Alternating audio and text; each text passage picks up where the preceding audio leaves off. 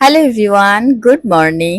আজকের সকালটা অনেকটা স্পেশাল, কারণ আমি যেতে চলেছি একটা ট্রিপে।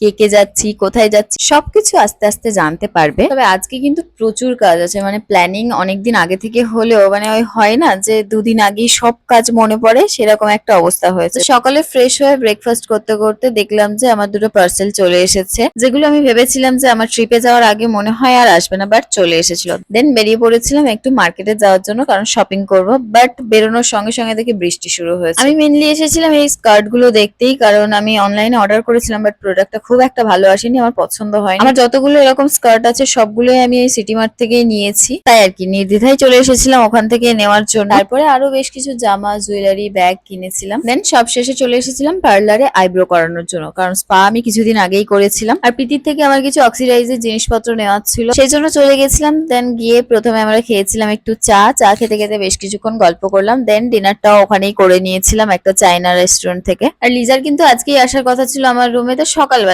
বাট ও এসেছে রাত 11টার সময়, মানে জাস্ট কিচ্ছু বলার নেই। দেন ও আসার পরে আমরা সমস্ত কিছু প্ল্যানিং করে নিলাম যে কবে কোথায় যাব না যাব। এরপর বসলাম আমরা প্যাকিং করতে। আর লিজার সাথে আমি যতগুলো ট্রিপে গেছি, ও প্রত্যেকটা ট্রিপে জাস্ট একটা ছোট্ট মতো ব্যাগ নিয়ে চলে যায়। বাট এবারে তো ও একটা আনএক্সপেক্টেড ঘটনা ঘটেছে, আমার ট্রলির থেকেও বড় একটা ট্রলি নিয়ে এসেছে, সেটা দেখেই আমি অবাক। তো আজকের ব্লগটা এই পর্যন্তই, চলো টাটা।